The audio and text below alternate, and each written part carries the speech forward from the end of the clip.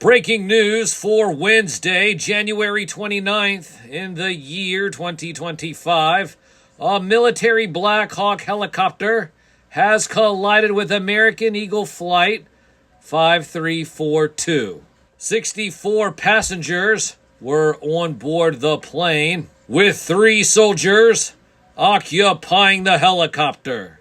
Multiple agencies are currently conducting a search and rescue to find any survivors. Air traffic control can confirm 2 separate radio calls were made to the helicopter prior to impact. And finally, with the president saying the crash should have been prevented, the real question no one wants to ask is, was it intentional?